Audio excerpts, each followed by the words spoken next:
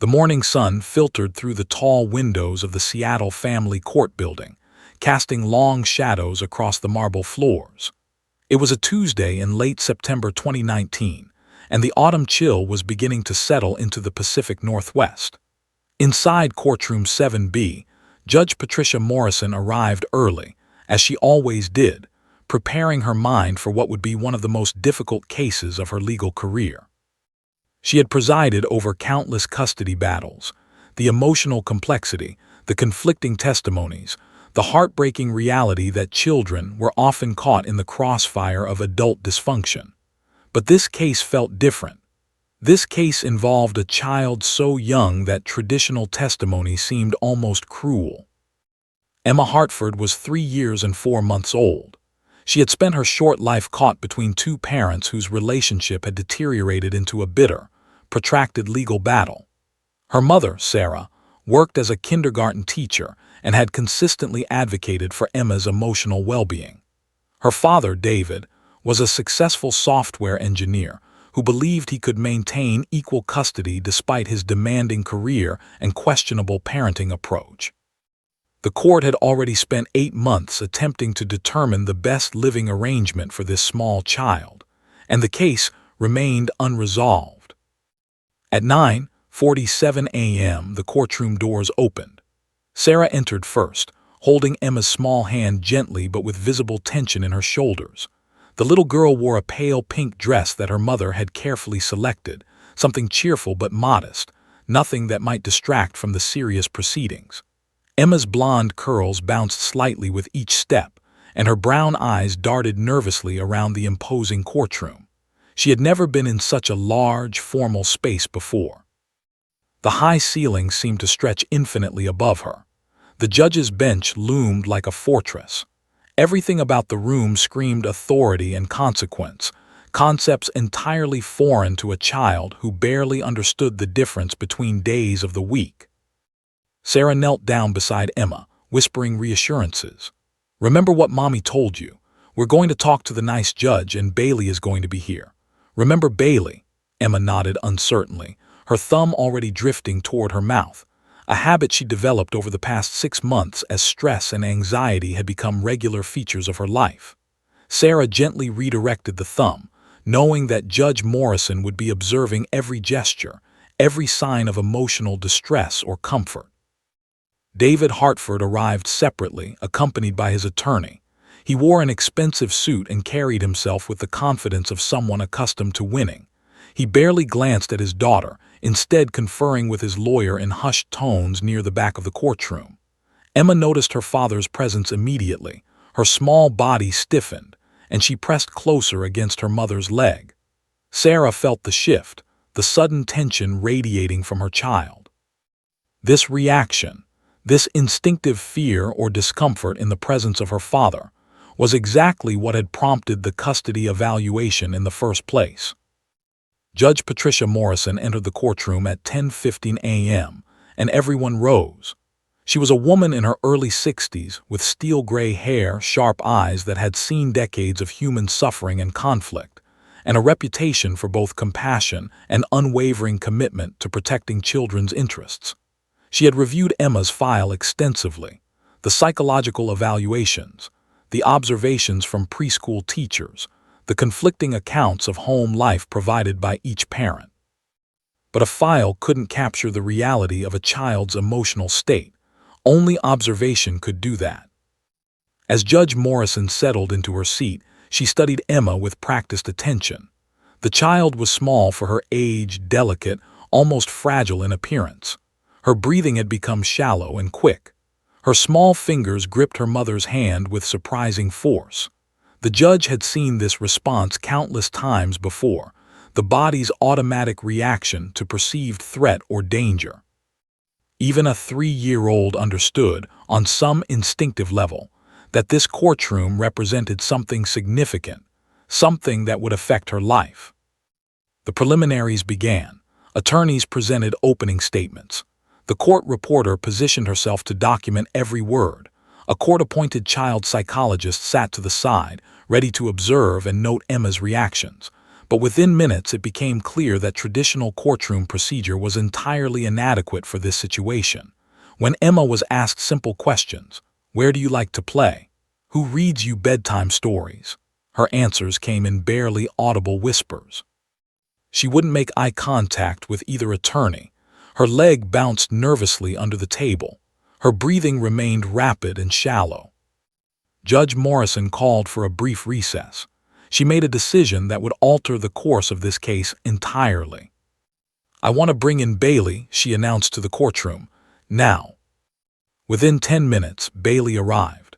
A beautiful golden retriever with a coat the color of honey, intelligent dark eyes, and a calm demeanor that seemed to settle the energy in the entire courtroom.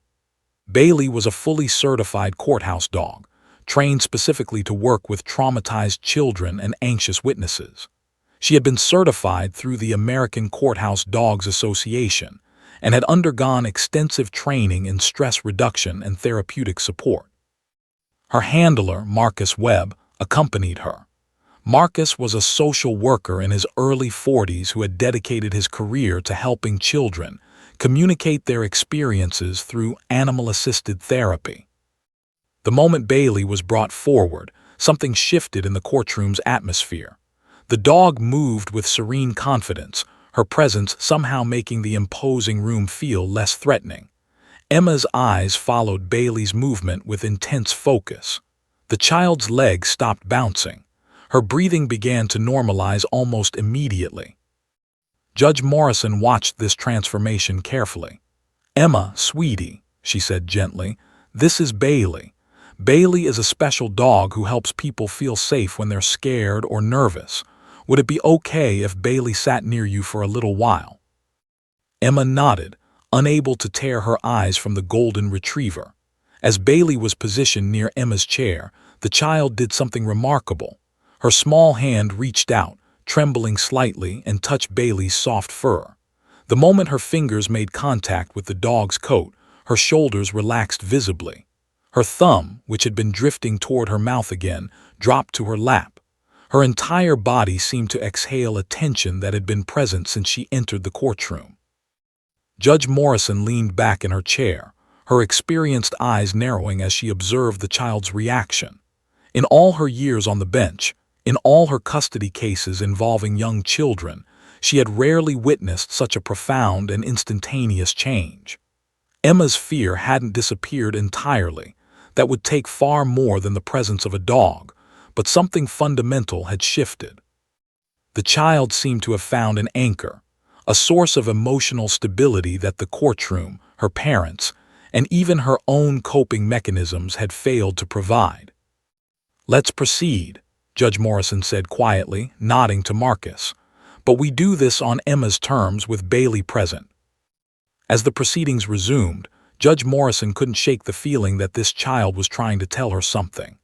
Emma's body language, her reactions, her instinctive responses to certain topics and people, all of these were forms of communication.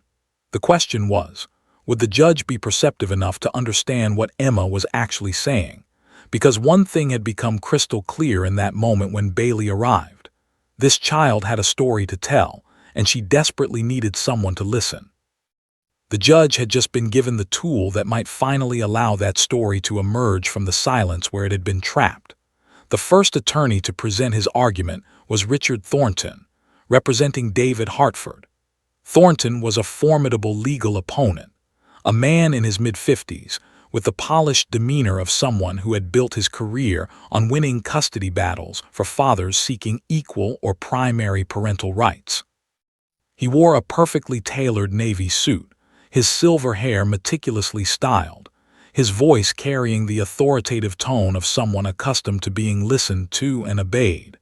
He approached the matter of Emma's custody with the same confidence he might approach a corporate merger, as a problem to be solved through logic, precedent, and persuasive rhetoric. "Your Honor," Thornton began, packing slowly in front of the judge's bench, "my client, David Hartford, is a dedicated father who has been unfairly portrayed in this proceeding as an absent or negligent parent. The facts simply do not support the allegations brought forth by the mother's counsel. Mr. Hartford maintains a structured household. He establishes clear routines and expectations. He provides financial stability that exceeds what most children could hope for. He has never missed a single child support payment. He has never failed to appear for a scheduled visitation. Judge Morrison listened carefully, taking notes. Thornton's argument was compelling in the abstract. A financially stable father, consistent in his legal obligations, seeking meaningful time with his daughter. On paper, it sounded reasonable. But Judge Morrison had learned over decades of judicial work that the truth of a child's experience rarely resided on paper. It lived in the subtle tensions, the unspoken fears, the ways children's bodies responded to their parents' presence. Thornton continued, his tone becoming increasingly passionate. The mother, Sarah Hartford, while undoubtedly loving, has a history of anxiety disorders and emotional volatility. She has influenced this child with her own fears and insecurities. She has filled Emma's head with unnecessary worries about her father. She has, whether consciously or unconsciously, attempted to alienate this child from her paternal parent. This is a classic case of parental alienation, and the court should recognize it as such. Mr. Hartford is requesting 50-50 custody, equal time with his daughter, which is not only his legal right but also in the child's best interest. Children thrive with two engaged parents. Children need structure. Children need discipline. Mr. Hartford can provide all of these things. As Thornton spoke, Judge Morrison observed Emma carefully. The child had initially relaxed slightly in Bailey's presence, but as Thornton's voice grew more forceful and authoritative, Emma's body began to tense again. Her small hand gripped Bailey's fur more tightly. Her breathing, which had normalized, began to quicken again. The child's physical response seemed to contradict Thornton's portrayal of a stable, structured father figure. But the judge said nothing, made no indication of her observations. She simply continued to watch and listen. After Thornton finished his opening statements, Sarah Hartford's attorney, Jennifer Accoy, took her turn. Accoy was a woman in her early 50s, known for her meticulous attention to detail and her fierce advocacy for children's welfare. Unlike Thornton's confident packing, Accoy stood still, her energy contained but intense. She spoke in measured tones, choosing each word with careful precision. Your Honor, while counsel for Mr. Hartford paints a picture of a dedicated father, the reality experienced by this child tells a very different story. Emma Hartford has exhibited multiple signs of emotional distress, anxiety, and behavioral regression directly correlated with her time at her father's residence. Teachers at Emma's preschool have documented that she arrives hungry on mornings following overnight visits with her father. She displays extreme anxiety about bedtime and nighttime routines. She has nightmares. She has regressed in her toilet training. She shows signs of emotional withdrawal and depression. These are not the behaviors of a child thriving in a structured, loving environment. Accoy walked toward the evidence table and held up a folder. The court has received psychological evaluations from Dr. Margaret Chen, a pediatric psychologist specializing in trauma in young children. Dr. Chen's assessment indicates that Emma displays symptoms consistent with emotional neglect and possible emotional abuse. While Mr. Hartford may indeed pay child support and maintain a residence, the quality of parenting, the emotional attunement, the responsive caregiving, the creation of a safe environment, has been significantly lacking. My client, Sarah Hartford, has consistently provided Emma with emotional security, responsive caregiving, and an environment conducive to healthy child development. She is not seeking to alienate Emma from her father. She is seeking to protect her daughter from psychological harm. The courtroom fell silent as Accoy finished. The two narratives couldn't have been more different. According to Thornton, David Hartford was a responsible father being unfairly maligned by an emotionally unstable mother. According to Accoy, David Hartford was an emotionally neglectful parent whose structured household masked an alarming inability to meet his daughter's emotional needs. Both attorneys spoke with confidence. Both presented logical arguments. Both claimed to have Emma's best interests at heart. Yet they were describing two entirely different versions of reality. Emma, sensing the tension that had escalated during the legal arguments, began to whimper softly. Her small body trembled. Bailey, attuned to the child's distress, shifted her position and rested her head directly on Emma's lap, a trained response designed to provide comfort and grounding. The physical contact seemed to help somewhat, but Emma's anxiety was clearly building. Judge Morrison called for a recess, and Emma was led out of the courtroom by her mother. Once the child was out of earshot, the true extent of the legal battle became apparent. The attorneys approached the judge's bench with additional documents, psychological reports, and testimonies from third parties. Each side presented evidence that seemed to support their narrative while dismissing or reframing evidence presented by the opposing side. "She's coaching the child to be fearful," Thornton argued, presenting notes from David Hartford's own therapist suggesting that Sarah's anxiety was being transferred to Emma. "He's minimizing patterns of neglect that have been observed by multiple professionals," Akoi countered, presenting documentation from preschool teachers, pediatricians, and psychologists. Judge Morrison sat back in her chair, her experienced eyes moving between the two attorneys. She had presided over hundreds of custody cases, and she had learned that the truth was rarely as clear-cut as either side presented it. Parents were complex beings, capable of both genuine love and significant harm, sometimes simultaneously. But her responsibility was to one person, Emma Hartford. Not the parents' feelings, not their legal rights, not their versions of reality. Only Emma's well-being. The challenge was profound. How could she determine what was actually happening in Emma's life when the child couldn't articulate her experiences? The girl was only 3 years old. She lacked the vocabulary, the cognitive development, and the emotional regulation necessary to explain complex situations. She couldn't tell the court whether her father's structure was comforting or controlling.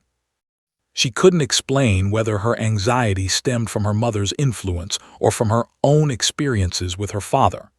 She could only respond instinctively, with her body, with her behavior, with the subtle signs that adults who paid attention might recognize. When Emma was brought back into the courtroom for continued proceedings, the contradictions became even more apparent. When asked about her father, Emma grew quiet and withdrawn. When asked about her mother, she spoke in slightly louder tones, though still barely audible. When asked about bedtime at her father's house, she looked away entirely and sought Bailey's touch. When asked about activities with her father, she provided minimal responses. "Emma, honey," Thornton asked, attempting to establish his client's positive involvement, "what do you do with Daddy when you're at his house?" Emma's response was barely a whisper, "I don't know." "Don't you play games? Don't you watch television? Don't you read books together?" Emma's small shoulders hunched. "Sometimes." The vagueness, the lack of enthusiasm, the obvious discomfort, none of these definitively proved that Thornton's client was an inadequate father. But they also didn't support his narrative of a loving, engaged parent. The truth seemed to exist somewhere in the uncomfortable space between the two competing narratives, a space that traditional courtroom procedure seemed entirely ill-equipped to navigate. By the end of the afternoon, Judge Morrison felt the weight of her responsibility more acutely than she had in years. She had a 3-year-old child whose future hung in the balance.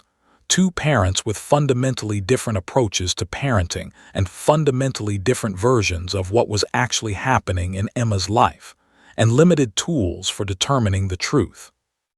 The legal system, designed for articulate adults who could testify to their experiences and defend their positions, seemed almost barbaric when applied to a child so young, so vulnerable, and so unable to advocate for herself. Judge Morrison knew one thing with certainty. Someone was not telling the whole truth, but determining who, and more importantly, protecting Emma in the process, remained frustratingly unclear.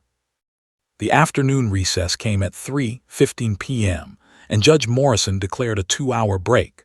The courtroom emptied, attorneys gathering their documents and conferring in hushed tones about strategy. The custody battle would continue the following morning, but for now, there was a respite, a moment to breathe, to collect thoughts, to reconsider positions. Emma, visibly exhausted from the morning's emotional ordeal, was escorted by her mother to a quiet waiting area designated specifically for child witnesses. The space had been carefully designed to be less intimidating than the main courtroom. Softer lighting, comfortable furniture, a small table with coloring supplies and picture books meant to distract anxious children from the weight of legal proceedings. Sarah sat beside her daughter, her arm wrapped protectively around the child's small shoulders. Emma leaned against her mother, emotionally drained from hours of questioning and the anxiety that had permeated the courtroom. But after about 30 minutes of quiet rest, Emma's natural childhood energy began to resurface. The terror of the morning faded slightly, replaced by the shorter attention span and more immediate needs typical of a 3-year-old. Sarah, recognizing that Emma needed a distraction, decided to allow her daughter some supervised time near Bailey, who was resting in the waiting area with her handler. Marcus Webb sat in a comfortable chair near Bailey, reviewing notes on a small tablet. Marcus was not a typical courthouse fixture. At 43 years old, he had spent nearly 20 years working in child welfare, family therapy, and trauma-informed care. He had seen children in every state of emotional distress imaginable: abused children, neglected children, children caught in the crossfire of parental conflict, children whose circumstances had stolen their innocence far too early. His transition to working with courthouse dogs had been a deliberate choice, a recognition that sometimes the most profound therapeutic tools were those that operated outside traditional language and logic. Marcus had paired with Bailey 5 years earlier, after the Golden Retriever had completed her extensive training program. The bond between handler and animal was profound. Bailey seemed to understand intuitively what children needed: when to rest her head on a lap, when to press her body against a small human to provide grounding, when to simply sit quietly without demanding anything. Marcus had learned to observe not just Bailey's responses, but the reactions of the children who interacted with her.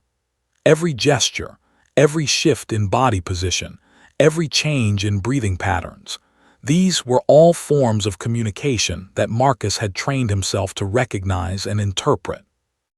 As Sarah gently guided Emma toward Bailey, the child's face transformed. The fear and tension that had characterized her morning demeanor seemed to evaporate in the presence of the Golden Retriever. Emma's lips curved into something approximating a smile, the first genuine expression of contentment anyone had seen from her all day.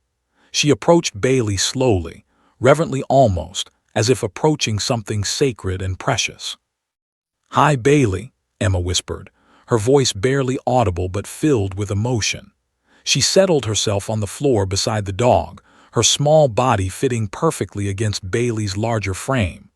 Marcus continued his note-taking, trying to remain unobtrusive, allowing the child and animal the space to interact naturally. For several minutes, Emma simply stroked Bailey's fur, running her small fingers through the golden coat in repetitive, soothing motions. But then something unexpected happened. Emma's hand movements changed. Instead of the gentle, continuous stroking, she began making deliberate, intentional gestures. Her small hand moved to her own chest and tapped twice, firm, deliberate taps.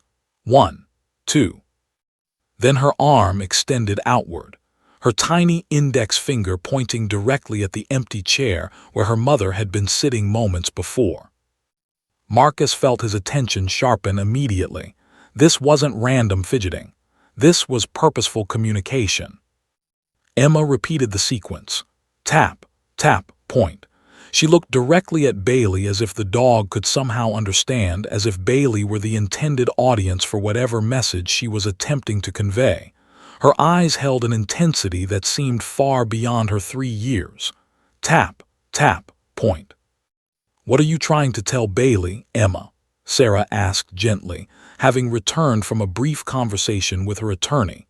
She settled back into the chair beside her daughter. Emma didn't answer verbally. Instead, she repeated the gesture sequence again. Tap, tap, point. This time her pointing finger was more emphatic, more insistent. She looked between Bailey and her mother as if frustrated that they weren't understanding something crucial. Marcus's social worker instincts were firing on all cylinders now. He had encountered nonverbal communication from traumatized children before. Children who had experienced significant stress or trauma sometimes developed their own communication systems, especially when traditional language failed to adequately express what they were experiencing. These signals were often consistent, repeated in specific contexts, and laden with emotional significance. He continued to observe, his tablet now recording detailed notes about the timing, context, and exact nature of Emma's gestures. Over the next 20 minutes, the pattern became increasingly clear. Emma would make her signal, tap, tap, point, and then pause, watching to see if anyone understood. When no one responded appropriately, she would repeat it, sometimes with growing agitation. But the most striking aspect of the signal's pattern was its context dependency. Emma didn't make the gesture randomly or constantly. The signals emerged specifically in response to certain triggers. At 4:02 p.m., Emma's father, David Hartford, walked past the waiting area on his way to retrieve some documents from his attorney's briefcase. Emma's entire body stiffened instantly. The relaxation that had characterized her time with Bailey evaporated. Her hand immediately moved to her chest. Tap, tap, point. The signal was sharp, almost frantic in its execution. Marcus made a careful note. Signal emerges specifically when father is present or father-adjacent environmental cue occurs. 5 minutes later, Sarah received a text message from her attorney about scheduling the following day's proceedings. She mentioned something about bedtime routines being a topic for the next round of questioning. The moment Emma heard those words, bedtime routines, the child's body language shifted dramatically. Her comfort evaporated. Her small hand moved again, tap, tap, point. But this time the gesture was slower, almost pained. Her eyes welled with tears. Marcus noted this as well. Signal emerges when bedtime-related discussions or cues occur. Emotional intensity increases with this specific trigger. By the end of the 2-hour recess, Marcus had documented approximately 17 instances of the signal, each one occurring in response to specific environmental or conversational triggers related to her father, nighttime routines, or the prospect of being away from her mother. The consistency was striking. The purposefulness was undeniable. This child was communicating something urgent, something that transcended her limited verbal vocabulary. But what was she trying to say? Around 5:45 p.m., as the recess was drawing to a close and people began returning to the courtroom for preparation of the next day's proceedings, Marcus made a decision. He approached Sarah Hartford quietly, away from the main flow of people. "I wanted to mention something I've observed with Emma," Marcus said carefully, aware that his observations could significantly impact the case and needed to be presented with appropriate professional caution. "She's been making a very specific, repetitive gesture. It's a form of nonverbal communication. Tap, tap, point. It's consistent and context-dependent. She performs it specifically in response to certain triggers, mainly her father, bedtime discussions, and separation anxiety." Sarah's eyes widened. "What does it mean?" "I'm not entirely sure yet," Marcus admitted honestly. "But in my experience working with traumatized children, these kinds of signals are never random. They're not conscious choice necessarily, but rather an instinctive way of communicating something the child feels unable or unsafe expressing verbally. I'd like to bring this pattern to the judge's attention tomorrow. It might help us understand what Emma is actually experiencing, beyond what either side's attorney is claiming." Sarah looked at her daughter, who was now back to stroking Bailey's fur, her body relaxed again in the dog's presence. "You think she's trying to tell us something she can't put into words?" "I'm almost certain of it," Marcus said, "and I think Bailey might be the key to helping us understand what that something is." As evening fell over Seattle, Marcus drove home with his careful documentation of Emma's gestures. He couldn't stop thinking about that small, frightened child and the mysterious signal she had repeated over and over. Tap, tap, point. What was Emma trying to communicate? What had happened to her that her body had developed its own language? What fear or trauma lived beneath the surface of her 3-year-old consciousness? Marcus knew that tomorrow, when he presented his observations to Judge Morrison, it could change everything about this case. A pattern of deliberate, context-dependent gestures from a traumatized child was precisely the kind of evidence that could penetrate the fog of conflicting adult narratives. But it was also evidence that demanded careful interpretation. He would need to proceed thoughtfully, scientifically, ethically. Because one thing was now absolutely certain: Emma Hartford had something vitally important to communicate, and somehow Marcus and Bailey needed to help her find a way to say it. Marcus Webb arrived at his modest home in the Capitol Hill neighborhood of Seattle at 7:30 p.m., Bailey settling into her familiar bed in the corner of his living room. The golden retriever seemed to sense her handler's preoccupation. She watched him with intelligent eyes as he moved to his home office, a small room lined with bookshelves containing volumes on child psychology, trauma theory, attachment disorders, and therapeutic intervention techniques. Marcus had built his career on understanding children, not as legal entities or case files, but as complex human beings whose internal experiences often remained invisible to adults. He opened his laptop and pulled up the courtroom video files from the morning's proceedings. The Seattle court system had recently upgraded to digital recording, allowing attorneys and court officials to access footage for review and analysis. Marcus had requested copies of the entire morning session, ostensibly for Bailey's handler notes, but actually to conduct the detailed analysis he now knew was necessary.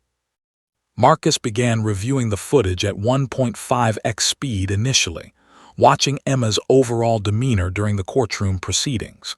He could see the moment Bailey was brought into the room, the visible shift in the child's physiology, the relaxation of her shoulders, the decrease in her respiratory rate. But more importantly, he could now look for the signal pattern he had documented in the waiting area. There, at 10:47 a.m., approximately 5 minutes into Thornton's opening arguments, Emma made the gesture, tap, tap point. Her small hand moved to her chest, made the 2 deliberate taps, then extended her arm toward the area where her father sat. The gesture lasted perhaps 3 seconds, but it was unmistakable. Marcus paused the video and made a detailed note. 10:47 a.m. signal emerges during opposing counsel's father's attorney opening statement. Father is visible in courtroom. Duration, approximately 3 seconds. Emotional intensity, moderate. He continued through the footage, finding additional instances. 11:04 a.m. signal occurs when Thornton presents argument about structured household. 11:15 a.m. signal emerges when discussion turns to custody arrangements. 11:33 a.m. signal appears when Thornton makes statement about Emma needing discipline and structure. But then something more significant emerged. At 11:52 a.m., Jennifer Okoye, the mother's attorney, raised a question about Emma's sleep patterns. The moment the word bedtime was spoken, Emma's signal became more pronounced, more rapid, more emotionally charged. Tap, tap point. But this time her finger was shaking. Her eyes welled with tears. Her body trembled slightly. Marcus noted this with increased emphasis. 11:52 a.m. signal emerges with marked emotional intensification when bedtime and sleep patterns are discussed. Physical manifestations suggest anxiety-fear response. Pattern suggests trauma-related trigger. Over the next 3 hours, Marcus documented 43 distinct instances of Emma's signal throughout the courtroom footage. Each instance followed a clear pattern. The gesture emerged specifically when certain topics were discussed or when certain environmental cues were present. The triggers fell into distinct categories. Proximity or mention of father, 27 instances. Discussion of nighttime routines, bedtime, 12 instances. Conversation about custody arrangements or time away from mother, 8 instances. Statements about structure, discipline, or rule, 6 instances. The consistency was striking. This wasn't random behavior. This wasn't the fidgeting of a bored or anxious child.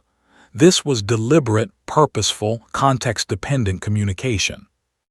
By 11:30 p.m., Marcus had completed his initial analysis, but he knew he needed professional consultation before presenting his findings to Judge Morrison. He spent the next hour composing carefully worded emails to 3 colleagues: Dr. Margaret Chen, the pediatric psychologist who had already submitted an evaluation in this case; Dr. Robert Washington, a trauma specialist who focused specifically on nonverbal communication in young children; and Dr. Elizabeth Kozlov, a child development expert with extensive experience in recognizing behavioral indicators of emotional abuse. In his emails, Marcus presented the documented pattern without initial interpretation, asking each specialist for their professional assessment of what such a consistent, context-dependent gesture pattern might indicate in a 3-year-old child who had been exposed to parental conflict and contested custody proceedings. The responses began arriving by 6:45 a.m. the following morning. Dr. Chen's email was professional but concerning. The pattern you're describing is consistent with what I observed during my evaluation: a child in significant psychological distress attempting to communicate through nonverbal channels. Bedtime-related trauma indicators in a young child can suggest emotional neglect or possibly inappropriate behavior. The consistency of the gesture in response to specific triggers is not random and warrants careful investigation. Dr. Washington's response was more detailed. What you're describing is a form of dissociative communication common in traumatized young children, when verbal articulation becomes impossible, either because the child lacks vocabulary or because speaking about the trauma feels unsafe. The body develops its own language. The tap-tap-point pattern could be several things: a self-soothing mechanism, a self-identifier of distress, a protective gesture, or an attempt to point toward the source of the trauma. The specificity of the triggers you've documented suggests this child is attempting to communicate something directly related to her father, bedtime situations, and separation from her mother. Dr. Kozlov's email was the most direct. This is exactly the kind of nonverbal behavioral pattern I see in young children experiencing emotional abuse or neglect in their father's care. The intensification of the signal when bedtime is discussed is particularly concerning. Sleep time, nighttime routines, and being left alone with a specific parental figure are common contexts in which emotional abuse, neglect, or inappropriate behavior can occur. This pattern absolutely warrants investigation and intervention. Marcus read these responses multiple times, each reading adding weight to his conviction that Emma was communicating something critically important. The child had developed a signal system because traditional language had proven inadequate or unsafe for expressing her experiences. But what exactly was she experiencing? What had happened during bedtime at her father's house that had become so psychologically significant that even the mention of it triggered visible distress? At 8:15 a.m., Marcus made a decision. He contacted Judge Morrison's clerk and requested an emergency meeting before the day's proceedings began. He explained that he had made significant observations regarding Emma's nonverbal communication patterns that could materially impact the court's understanding of the child's situation. Judge Morrison agreed to a 15-minute meeting at 9:00 a.m. before the courtroom officially opened. When Marcus entered the judge's chambers at 8:55 a.m., he brought his laptop, his documentation, and the professional assessments from his 3 consultants. Judge Morrison was reviewing case files, her expression reflecting the exhaustion that came from years of making consequential decisions affecting vulnerable people's lives. "What do you have for me, Mr. Webb?" she asked, setting aside her papers. Marcus opened his laptop and began presenting his analysis: the video documentation, the pattern analysis, the context-dependent triggers, the professional consultations. He walked the judge through each instance of Emma's signal, explaining the consistent relationship between specific triggers and the gesture's emergence and intensification. Judge Morrison watched the video segments carefully, her sharp eyes taking in every detail. She watched Emma's small hand move to her chest, tap twice, then point. She observed the trembling, the tears, the visible distress that accompanied certain triggers. "What are you telling me, Mr. Webb?" Judge Morrison asked quietly when the presentation concluded. Marcus chose his words with careful precision. "I'm telling you that this child is communicating through her body because she cannot or will not communicate verbally. The signals are not random. They emerge specifically in response to her father's presence, discussion of bedtime and discussions of separation from her mother. The emotional intensity of these signals suggests trauma, something in her experience that her developing mind perceives as threatening. I cannot tell you definitively what that something is. But I can tell you with confidence that this child is trying to tell you something critically important about her situation. And this nonverbal communication pattern may be the only window we have into her actual experience." Judge Morrison leaned back in her chair, her weathered face reflecting the gravity of what she had just learned. "You're saying she's been trying to communicate this all along?" the judge asked. "Yes, Your Honor," Marcus confirmed. "She's been speaking to us. We just haven't been listening in the right way. Bailey helped her feel safe enough to attempt that communication. And now that I've documented the pattern, we have a way to understand what she's been trying to tell you." Judge Morrison nodded slowly, her mind clearly working through the implications. "Can you help her communicate more clearly? Can Bailey help her articulate what she's experiencing?" "I believe so, Your Honor," Marcus said. "But we need to proceed carefully. We need to create an environment where Emma feels safe enough to share whatever she's been holding inside, and we need to be prepared for what we might discover." The judge and the courthouse dog handler locked eyes, a moment of understanding passing between them. Both knew that whatever Emma was trying to communicate, it was about to change everything about this case. The courtroom doors opened at 10:00 a.m. precisely. By this hour, the proceedings had taken on a different quality, less about formal legal argumentation and more about the actual experience of a traumatized child. Judge Patricia Morrison had made an unusual decision. Instead of continuing with traditional testimony and attorney cross-examinations, she would allow Emma to communicate in whatever way felt safest and most natural to her. Bailey would remain present throughout, positioned directly beside the child. Marcus Webb would be permitted to offer interpretive assistance based on his observations of Emma's nonverbal communication patterns. The attorneys had initially objected to this departure from standard courtroom procedure. Richard Thornton argued vehemently that allowing a social worker and a dog to provide interpretation of a child's testimony set a dangerous precedent and violated established rules of evidence. Jennifer Okoye, while sympathetic to the goal of understanding Emma's experience, had expressed concerns about the reliability of nonverbal interpretation and its admissibility in court proceedings. But Judge Morrison had held firm. "We have a 3-year-old child who cannot adequately express herself through conventional language. We have documented evidence of consistent, context-dependent nonverbal signals that appear to correlate with trauma. The goal here is not to establish strict evidentiary standards, but to determine what is in this child's best interest. If that requires us to listen in unconventional ways, then we will listen in unconventional ways." The judge had also made clear that while Marcus's interpretations would be considered, they would not constitute final evidence but rather would guide further investigation.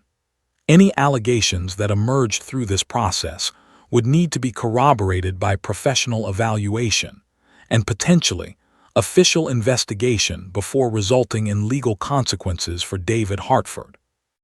Now, as the courtroom settled, Emma was brought forward by her mother.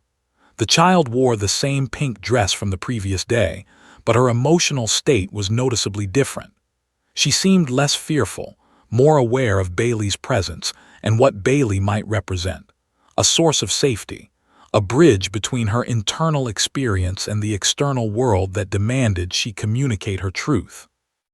Judge Morrison addressed the courtroom in measured tones. "We are going to proceed differently this morning. Emma, sweetheart, I want you to understand that you don't have to answer questions from the lawyers today. Instead, I want you to talk to Bailey about your experiences. Bailey is a very good listener, and Mr. Webb is going to help us understand what you're telling Bailey. Does that sound okay to you?" Emma nodded, her small body already reaching toward Bailey as her mother positioned her in the witness chair. Bailey, responding to the familiar handler's cue, pressed her body against Emma's legs, providing grounding and security. The child's shoulders visibly relaxed. "Emma," Judge Morrison continued gently, "I'm going to ask you some questions, but you can answer them by talking to Bailey instead of talking to me. And you can make any movements or gestures that feel right to you. Mr. Webb will help us understand." "Okay."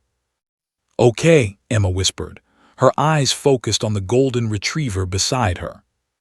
"Emma, what happens when you go to Daddy's house?" Judge Morrison asked carefully. The child was silent for a moment.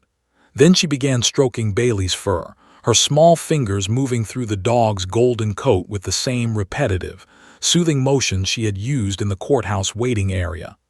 After about 30 seconds, her hand moved to her chest and made the signal, tap, tap, point. Marcus, positioned at a small table with clear sightlines to Emma, immediately began his interpretation. She's identifying herself as experiencing something related to her father. The signal emerges as she considers his house. "Can you tell Bailey more about that, Emma?" Judge Morrison prompted. "What happens at Daddy's house that makes you feel that way?" Emma's thumb moved toward her mouth, a classic self-soothing gesture, but she caught herself, as if remembering her mother's earlier redirection. Instead, she continued stroking Bailey and began whispering into the dog's ear, her voice so quiet that only the dog handler with his trained observational skills could catch fragments of words. "Dark, alone, scared, tired, hungry." Marcus transcribed the words, his hand moving rapidly across his notepad. "She's indicating darkness, isolation, fear, exhaustion, and insufficient food." The courtroom had gone absolutely still. Even Richard Thornton, the father's advocate, seemed momentarily subdued by the child's halting admissions. "What happens at bedtime, Emma?" Judge Morrison asked, proceeding with careful intentionality. "Can you tell Bailey about bedtime?" Emma's entire body stiffened. The comfortable stroking of Bailey's fur stopped.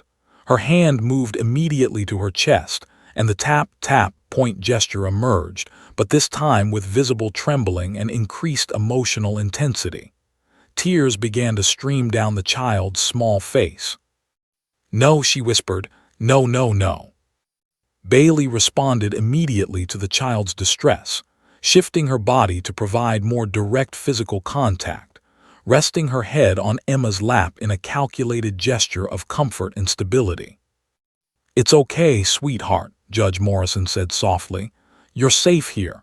Bailey is right here with you. Can you try to tell us what happens at bedtime?" Emma continued to cry silently, her small body shaking.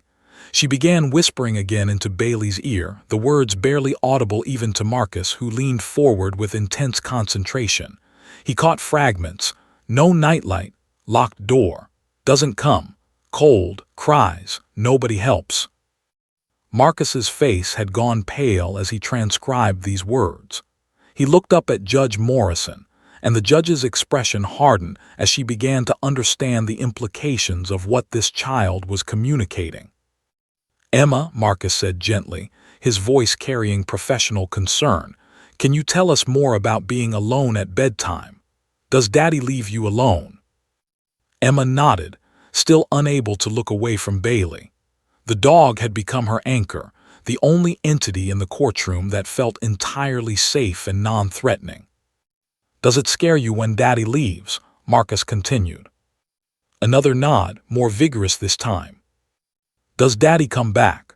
Marcus asked, his therapeutic training allowing him to phrase the question in a way that would elicit the most crucial information. Emma's hand moved to her chest again, tap, tap, point. But this time she added something new. She pointed directly at David Hartford, her small arm extended across the courtroom, her face reflecting terror and accusation simultaneously. "He comes," she whispered. "He comes and he's mad." A low murmur rippled through the courtroom. Judge Morrison raised her hand, commanding silence. "What does he do when he comes, Emma?" the judge asked, her voice tight with barely contained emotion. Emma began to sob, the kind of deep, body-racking sobs that come from a place of profound distress and trauma. She couldn't form words anymore.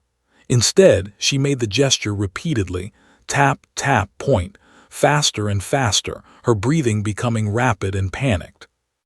Marcus immediately stood. "Emma's entering a dissociative state. She's overwhelmed. We need to pause." Judge Morrison nodded immediately. "We'll take a 15-minute recess. Emma needs a break." Sarah Hartford rushed to her daughter, pulling her into an embrace. Emma continued to sob against her mother's shoulder, Bailey maintaining physical contact with the child, her presence providing comfort where words could not. As Emma was led from the courtroom, every eye followed her. The atmosphere had shifted fundamentally.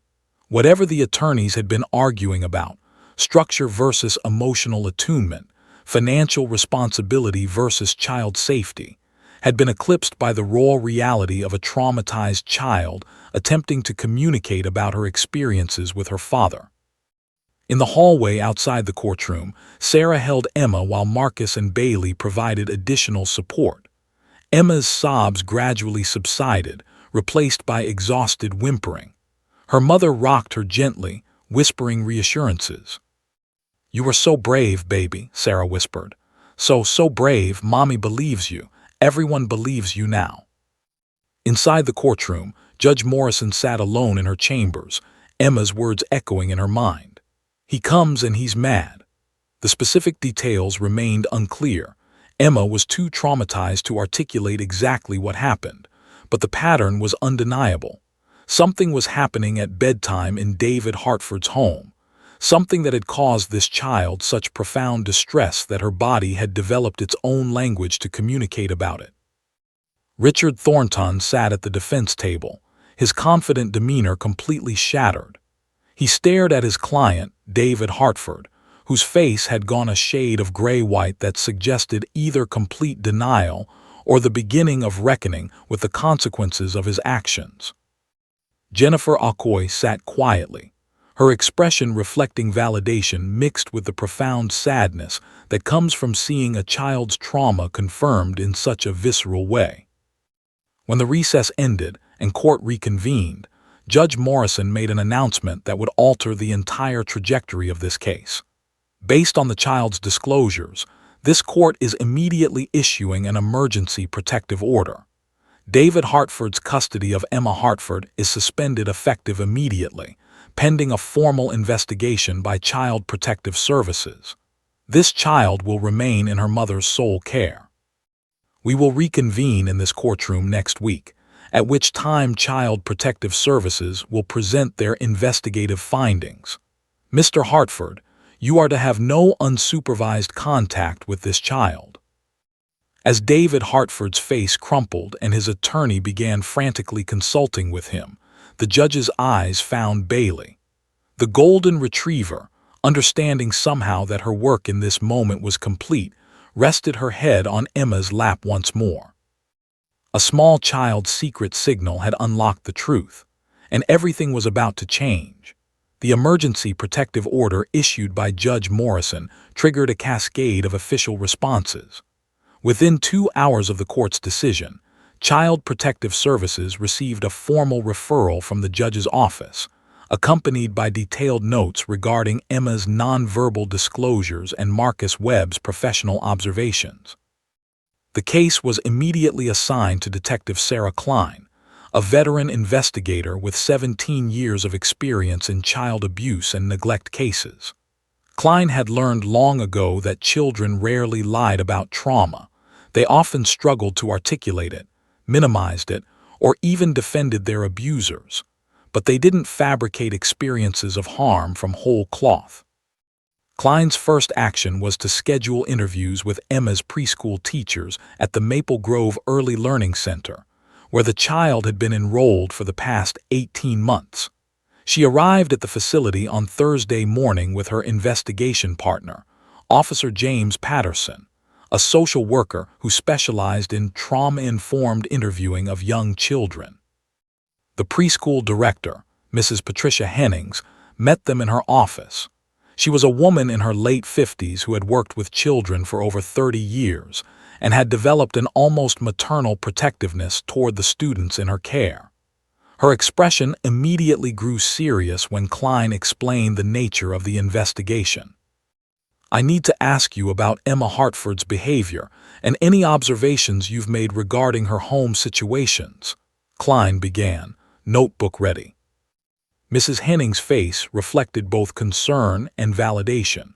"Thank God someone is finally looking into this.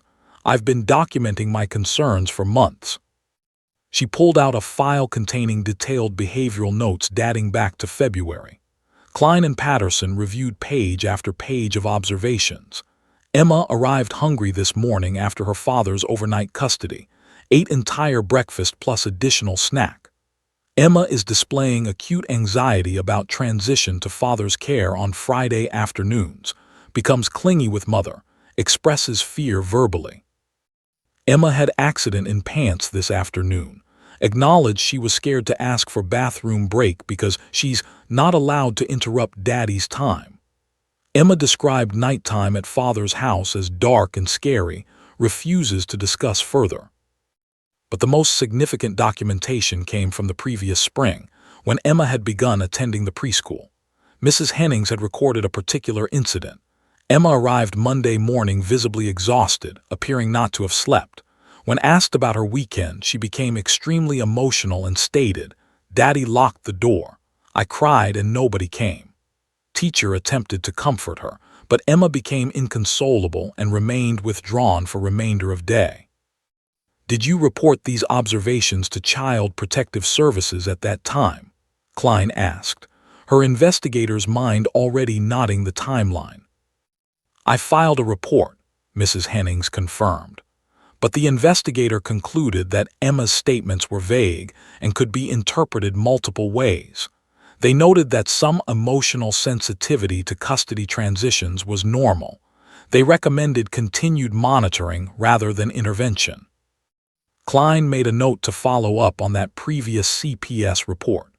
She and Patterson then conducted individual interviews with Emma's classroom teachers. Both corroborated the observations documented by Mrs. Hennings, adding their own specific examples. Miss Jennifer Walsh, one of the lead teachers, recounted an incident from 2 months earlier. Emma was drawing during free time. She drew a picture of a dark room with a small figure in it. There was a larger figure outside the room, drawn in red. When I asked her about the drawing, she said it was Daddy's house at nighttime. She described the dark room as her bedroom and said her father stays outside and gets mad when I cry. I documented that incident and reported it to the director, who initiated another CPS report. By the time Klein and Patterson left the preschool, they had accumulated substantial documentation of a child displaying consistent behavioral indicators of emotional neglect and distress, specifically correlated with time spent at her father's residence. The pattern was clear, documented, and most importantly, predated Emma's courtroom breakthrough by months. The following day, Klein and Patterson conducted a formal interview with Dr. Margaret Chen, the pediatric psychologist who had completed the initial custody evaluation. Dr. Chen provided her clinical assessment in clear, professional terms. "Based on my evaluation and subsequent review of classroom observations, Emma displays classic indicators of emotional neglect," Dr. Chen explained. "The anxiety, the behavioral regression, the developmental delays, the specific fear associated with nighttime and separation from her mother. These all point to a pattern of inadequate emotional responsiveness from her paternal parent. While the child hasn't disclosed specific instances of physical abuse, the emotional harm is evident and significant. When asked about the severity of Emma's condition, Dr. Chen didn't mince words. This child is exhibiting trauma responses. If the pattern of emotional neglect and isolation continues, we could expect escalating mental health issues, potential development of anxiety disorders, attachment disorders, and possibly depression. Early intervention is critical. On Saturday morning, with the father's permission obtained through his attorney, Klein and Patterson conducted a home inspection of David Hartford's residence. They documented everything: the master bedroom where David slept, Emma's small bedroom at the end of a hallway, the heavy door that could be closed and they tested was difficult for a small child to open. They found inadequate night lighting. They noted the absence of child-appropriate comfort items like nightlights, stuffed animals, or books. They observed that Emma's room was sparse, almost austere in its minimalism. In the kitchen, they inventoried food supplies and found limited items suitable for a 3-year-old. No fresh fruits or vegetables, minimal protein options, an abundance of processed foods. They photographed everything, documenting the living conditions without making accusations but simply recording facts. During the home inspection, David Hartford sat in his living room, his attorney beside him. He maintained his innocence, insisting that he provided Emma with everything she needed and that his ex-wife had poisoned the child's perception of him. But his demeanor was notably different from his courtroom confidence. His hands shook slightly. His voice carried an edge of panic rather than authority. By Monday, Klein had interviewed 3 of David Hartford's ex-partners, women he had dated after his separation from Sarah. Each woman provided remarkably consistent accounts. One, named Lisa Chen, stated, "He was extremely controlling about everything. His home had to be organized a certain way. He had very specific ideas about how things should be done. When I suggested he might benefit from parenting classes or therapy, he became defensive and angry." He talked about Emma in very clinical terms, like she was a problem to be managed rather than a child to be loved. Another ex-partner, Michelle Rodriguez, disclosed, "I visited his home once when Emma was there overnight. The child was crying because she wanted her mother. David's response was to send her to her room, close the door, and tell her that crying was manipulative behavior designed to control him. He left her alone for over an hour. I was horrified. When I expressed concern, he said I didn't understand modern parenting approaches and that children needed firm boundaries without coddling." The third ex-partner, Corinne Mitchell, provided perhaps the most damning account. "He told me once that Emma needed to learn that the world doesn't revolve around her emotions. He said that responding to her crying was rewarding bad behavior. He implemented a system where if Emma cried during bedtime, he would simply close her door and not return until morning, regardless of how distressed she was. He thought this was good parenting, teaching her self-soothing and independence. But she was 3 years old. 3-year-olds need responsive caregiving, not isolation." By Wednesday of the following week, Detective Klein had compiled a comprehensive investigative file. She submitted her findings to her supervisor, who immediately recommended that the case be elevated to formal child abuse and neglect status. The investigation documented consistent behavioral indicators of emotional neglect, observed by multiple professionals over an extended period. Documented classroom observations of anxiety, fear, and developmental regression correlated with paternal custody. Clinical assessment by a pediatric psychologist confirming trauma responses. Home environment documentation revealing inadequate resources and cold, austere living conditions. Corroborating testimony from multiple ex-partners regarding the father's emotionally dismissive parenting philosophy. Direct disclosures from the child regarding fear, isolation, and insufficient nutrition during paternal custody periods. The findings did not constitute evidence of severe physical abuse, but they painted an unambiguous picture of systematic emotional neglect. A parent whose approach to parenting was fundamentally incompatible with a young child's developmental needs for warmth, responsiveness, and security. On Thursday afternoon, David Hartford was formally notified that he was the subject of a substantiated child abuse and neglect investigation. His custody rights were suspended pending the outcome of a comprehensive evaluation process. His attorney immediately filed motions challenging the investigation and requesting restoration of custody rights, but the legal momentum had shifted fundamentally. Judge Morrison reviewed Klein's investigative findings on Friday morning. She sat in her chambers, reading through page after page of documentation, and felt a profound sadness mixed with validation. A small child's body language, tap, tap, point, had unlocked what the legal system had initially failed to see. Now the full investigative machinery had confirmed what Emma had been trying to communicate all along. That evening, Judge Morrison wrote in her personal journal, "Today I witnessed the power of listening to what children communicate, even when they cannot use words. Emma Hartford's nonverbal signals opened a door that the traditional legal system had kept closed. Her father's home, while not a scene of brutal physical abuse, was an emotionally barren wasteland where a small child was left alone with her fears and her hunger, physical and emotional. Sometimes justice requires us to expand our understanding of what harm looks like. Sometimes a child's silence speaks louder than any testimony." The investigation was far from complete, but one thing was certain. Emma Hartford would not return to her father's home until significant changes had been made. And David Hartford would face a choice: genuinely confront his failures as a parent and commit to meaningful change, or lose custody of his daughter entirely. The week following Detective Klein's investigative findings was marked by significant legal activity.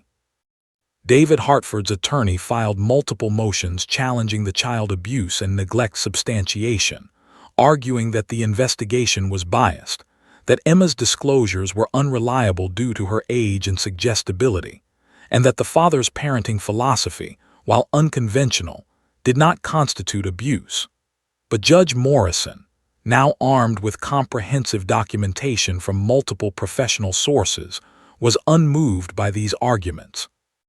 The judge scheduled a formal hearing for 3 weeks later, allowing time for David Hartford to undergo a comprehensive psychological and parenting evaluation. She also mandated that he participate in a parenting education program immediately, as a condition of potentially restoring any custody rights in the future. The message was clear. The court was taking Emma's safety seriously, and any path to restored custody would require genuine, documented change. David Hartford faced a critical juncture. His initial response was defensive. He maintained his innocence, blamed his ex-wife for alienating Emma, and resisted the suggestion that his parenting approach was fundamentally flawed. His attorney attempted to frame the situation as a vindictive mother weaponizing a vulnerable child against a devoted father. But as the weeks progressed, something shifted in David's understanding. The first crack in his defensive wall came during his initial session with Dr. Robert Chen, the psychologist assigned to conduct his evaluation.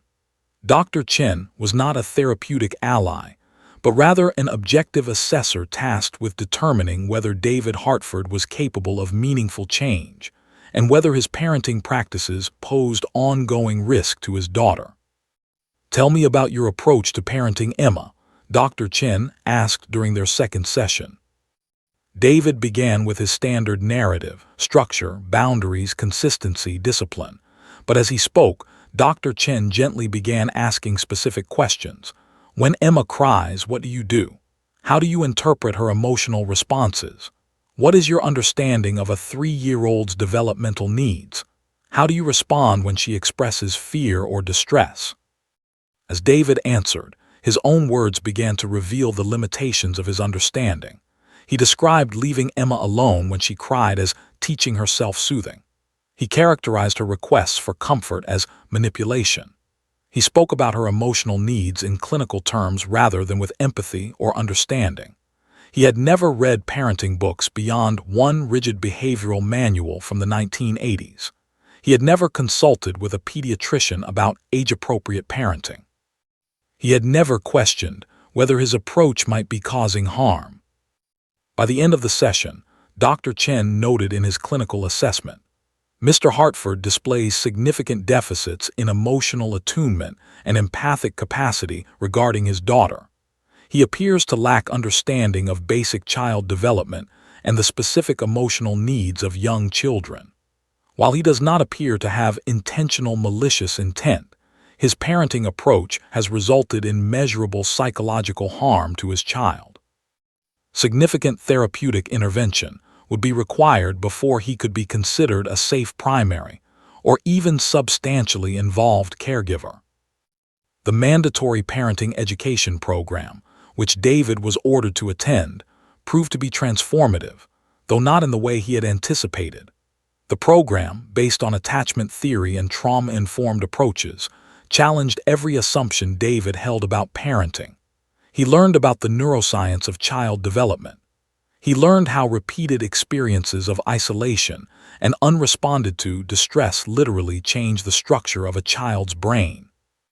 He learned that discipline without emotional connection creates not well-adjusted children but traumatized ones. One particular session fundamentally shifted David's perspective. The instructor, a psychologist named Dr. Helena Voss, presented case studies of children who had experienced emotional neglect. One case involved a child remarkably similar to Emma, a young girl whose father prioritized strict behavioral control over emotional responsiveness. The long-term outcomes were stark. Increased anxiety, difficulty forming healthy relationships, heightened stress responses, and developmental delays that persisted into elementary school. As Dr. Voss described the case, David Hartford's face crumbled. He recognized his own daughter in the clinical description. For the first time, he began to understand that his approach wasn't innovative parenting, it was harmful parenting. His insistence on independence and emotional control for a 3-year-old wasn't strength-building, it was trauma-inducing. That evening, David called his attorney with a shocking announcement. He wanted to withdraw all motions challenging the investigation and the child protection findings. He wanted to enter into a voluntary therapeutic program.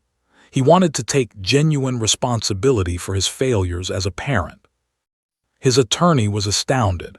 "That's not a winning strategy," the lawyer explained. "If we continue fighting, we have a reasonable chance of restoring at least partial custody." "I don't want to win," David said, his voice breaking. "I want to be a good father, and I can't do that while denying what I've done to my daughter." The hearing before Judge Morrison took on a different character than anyone had anticipated. Instead of a contested battle, it became a moment of accountability and commitment to change. David Hartford appeared in court, and instead of his previous confident demeanor, he was visibly emotional and humbled. When given the opportunity to speak, David addressed not the judge but his daughter, who sat beside her mother in the courtroom with Bailey resting against her leg. "Emma," David began, his voice trembling, "I want to tell you something important. I was wrong. I didn't understand that you needed me to comfort you when you were scared. I didn't know that leaving you alone when you cried was hurting you, but I understand now. And I'm so sorry." The courtroom was silent. Even Judge Morrison, accustomed to legal proceedings and their emotional dimensions, found herself deeply moved by this moment of genuine parental accountability. David continued, "I'm going to learn how to be a better father. I'm going to learn how to listen to what you need. I'm going to learn how to show you that I love you, but I understand that I need to earn that trust back, and I'm willing to do whatever it takes." Judge Morrison then issued her comprehensive custody order. Primary physical custody was awarded to Sarah Hartford. David Hartford's custody was suspended pending completion of several conditions. Successful completion of an intensive trauma-informed parenting program, ongoing individual therapy with a psychologist specializing in emotional development, a comprehensive reevaluation by a pediatric psychologist after 6 months, and supervised visitation with Emma, initially in therapeutic settings under professional observation. Hartford, Judge Morrison addressed him directly, you have an opportunity before you. You have the opportunity to become the father your daughter deserves. The court will monitor your progress. If you demonstrate genuine understanding of your daughter's needs and make substantive changes to your parenting approach, we can revisit the question of increased custody in the future. But that future depends entirely on your commitment to meaningful change. This court takes the protection of children seriously. Emma has been through trauma. She has had to communicate her distress in ways that children should never have to use. Your daughter's well-being is the priority here, not your parental rights. David nodded, tears streaming down his face as he accepted the conditions of the custody order. Over the following months, David engaged in his therapeutic work with genuine commitment. He attended parenting classes regularly, missing none of his sessions. He worked with a therapist on understanding his own childhood wounds, the emotional deprivation he had experienced, which he had unconsciously replicated with his daughter. He read books on child development, attachment theory, and trauma. He learned to recognize his defensive patterns and to move beyond them. His supervised visitations with Emma began in a therapeutic setting with a professional present. Initially, Emma was wary, her body language reflecting residual fear whenever her father appeared. But David's approach had fundamentally changed. Instead of expecting obedience or independence, he focused on emotional connection. He asked her what she needed. He responded to her emotions with warmth rather than dismissal. He brought comfort items, a nightlight, a favorite book, a stuffed animal. Slowly, almost imperceptibly at first, Emma's relationship with her father began to shift. She didn't immediately forget her trauma, but she began to see that her father was genuinely attempting to change. After 3 months of supervised visitation, the therapeutic supervisor noted in her report, Mr. Hartford demonstrates significantly improved emotional attunement with his daughter. His interactions are warm, responsive, and appropriate to Emma's developmental needs. The child's anxiety in his presence has decreased measurably. Judge Morrison reviewed this progress report and made a decision that reflected both accountability and hope. She extended David's visitation to include some unsupervised time, contingent on continued therapy, and a second professional evaluation scheduled for 6 months hence. She made clear that any regression would result in immediate return to supervised-only contact, but she also acknowledged that genuine change was occurring. In her judicial notes, Judge Morrison wrote, "This case demonstrates that even parents who have caused harm through parenting deficits can, with commitment to authentic change, become safer, more responsive caregivers. The presence of professional oversight, the accountability of the legal system, and willingness to engage in genuine self-examination have created an opportunity for transformation." Emma Hartford will never fully forget her early experiences, but she may have the opportunity to develop a healthier relationship with her father based on genuine emotional connection rather than control and isolation. Justice in this case is not merely about punishment. It is about rehabilitation and the restoration of family relationships in a way that prioritizes the child's safety and well-being. 2 years after Emma's breakthrough moment in the courtroom, the Seattle courthouse hallways buzzed with unusual activity. Judge Patricia Morrison sat in a conference room with representatives from the Washington State Judicial Conference, the American Courthouse Dogs Association, and several local media outlets. They were there to discuss the expansion of courthouse dog programs throughout Washington state, an initiative directly inspired by Emma Hartford's case. The data was compelling. Judge Morrison had compiled comprehensive statistics showing that cases involving young children who had access to courthouse dogs exhibited significantly higher rates of successful communication about trauma. Children who had been accompanied by certified courthouse dogs were more likely to disclose details of their experiences. Their disclosures were often more detailed and emotionally congruent than testimony provided by children without animal support.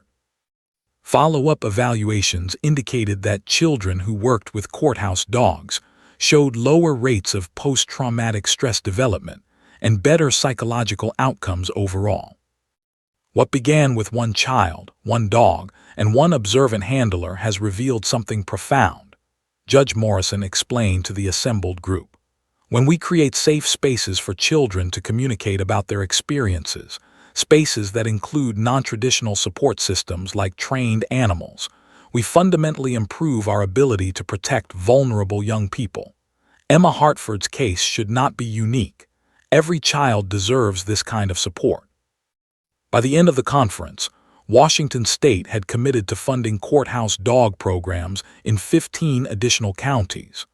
Training protocols had been developed to help handlers recognize nonverbal communication patterns consistent with trauma. New guidelines had been established for courtrooms to accommodate animal-assisted testimony in child custody and abuse cases.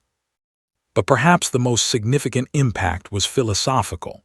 The legal system had begun to acknowledge that traditional adversarial procedures were inadequate for children, and that justice required listening in multiple ways, through multiple modalities, with multiple forms of support. Emma's nonverbal signals, tap, tap, point, had become a symbol of how children communicate when words fail them. Meanwhile, Emma Hartford herself was thriving in ways that would have seemed impossible just 2 years earlier. Now 5 years old, she attended kindergarten at Maple Grove Elementary School, the same institution where she had previously attended preschool. Her former preschool teachers, delighted by her progress, regularly reported on her development.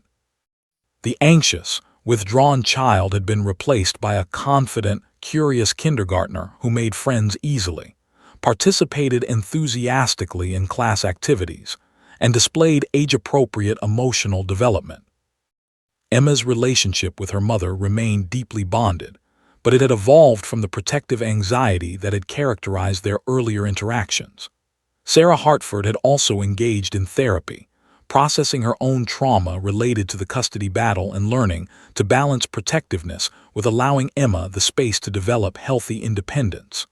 The two attended a weekly parent-child therapy session with Dr. Helena Voss, a positive, affirming space where they continued to strengthen their attachment. But perhaps the most remarkable transformation involved Emma's relationship with her father. David Hartford, now 2 years into his therapeutic journey, had fundamentally reconstructed his identity as a parent. The rigid, controlling man who had prioritized discipline and independence had been replaced by someone capable of genuine emotional attunement. He attended Emma's school events. He read her bedtime stories with enthusiasm and warmth. He had learned to comfort her when she was frightened and to celebrate her accomplishments with authentic joy. Most significantly, David had made peace with the reality that he could not undo the harm he had caused, but he could commit to genuine change and accountability moving forward. He had become a vocal advocate within his professional community for better parenting education and emotional awareness. He had donated substantially to programs supporting child development and family therapy services. He had written an extended essay about his parenting failures and his journey toward understanding, a piece that had been published in a parenting magazine and had touched hundreds of families navigating similar challenges. The supervised visitations had gradually transitioned to standard custody arrangements. David maintained Emma for 2 weekends per month, plus 1 evening per week. These times were no longer marked by tension and anxiety, but by genuine connection. Emma looked forward to time with her father. When he picked her up, she ran into his arms with the enthusiasm of a child who felt secure and loved. One evening, during a supervised therapeutic session, Dr. Voss asked Emma to reflect on her feelings about her father. "Daddy was sad before," Emma explained with the simple wisdom of childhood. "He didn't know how to be happy, Now he knows, and he makes me feel safe." David Hartford, listening to his daughter's assessment, wept quietly, not from shame this time, but from gratitude that she had given him the opportunity to become the father she deserved. By Emma's 6th birthday, Judge Morrison revisited the custody arrangement and issued an updated order reflecting the substantial progress that had been documented. While Sarah remained the primary custodian, David now had significantly expanded custody time, and the legal framework had shifted from one focused on protection and prevention to one reflecting genuine co-parenting between two parents committed to Emma's well-being. But Emma's story was not merely a personal narrative of healing. It rippled outward in ways that transformed institutional practices and professional understanding throughout Washington state and beyond. The case of Emma Hartford, as it became known in legal and child welfare literature, was taught in law schools and social work programs. Judge Morrison published her judicial analysis of the case in the Washington Law Review, examining how non-traditional evidence and animal-assisted therapy could be integrated into family law proceedings. Her article became widely cited and contributed to shifts in how courts nationwide approached testimony from young children. Marcus, Webb, and Bailey became celebrities of sorts within the courthouse dog community. They had pioneered an approach to recognizing and interpreting nonverbal communication in traumatized children that became a model for handler training programs across the country. Marcus was invited to speak at conferences, to train other handlers, and to consult on cases where children's nonverbal communication needed interpretation. Bailey herself became something of a legend. The golden retriever, now in her later years, continued to work at the Seattle courthouse, but with a more limited schedule reflecting her age. She had helped dozens of children communicate their experiences. She had provided comfort to hundreds of frightened young people navigating the legal system.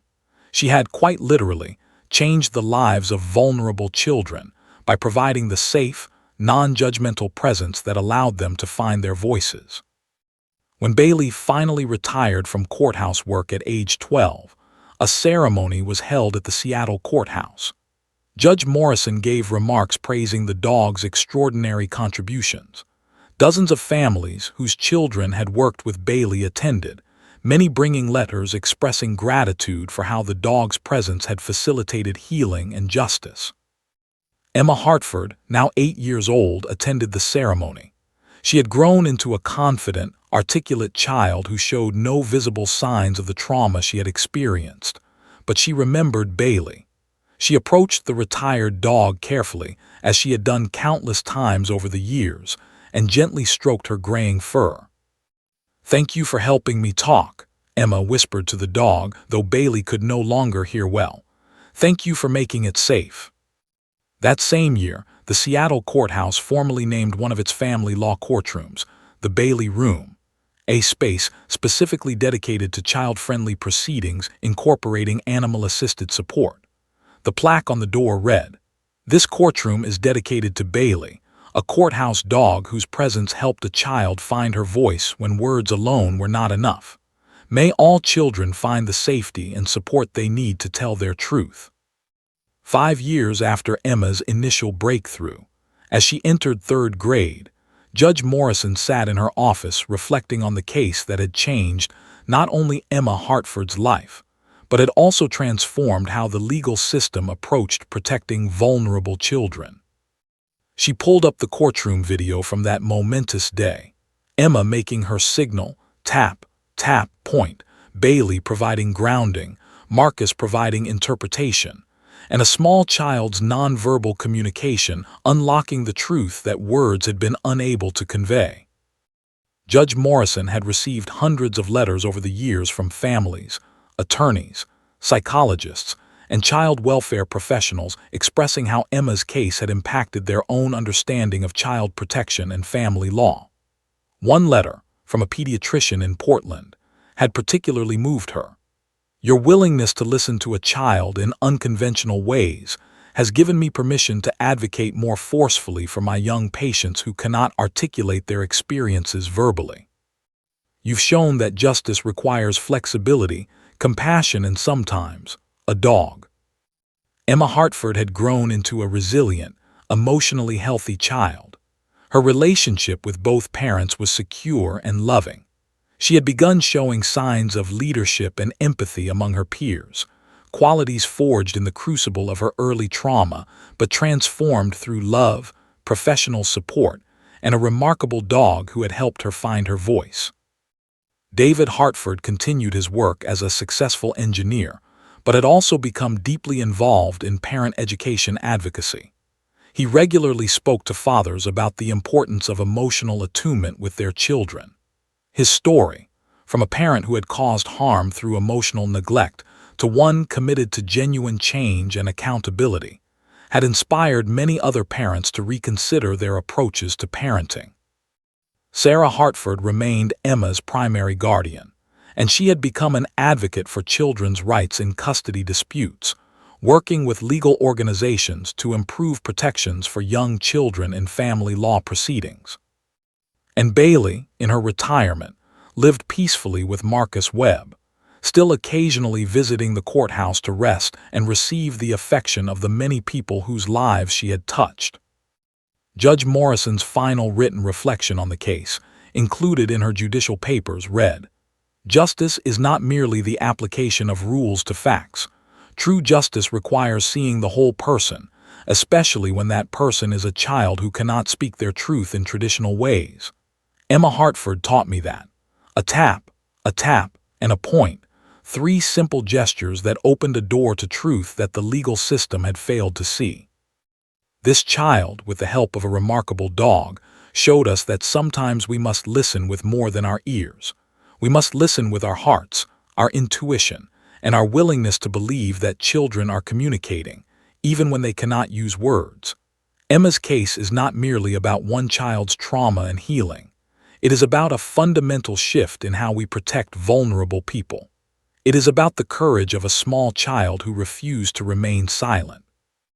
And it is a reminder that justice, at its best, means truly listening to those who have no other way to be heard.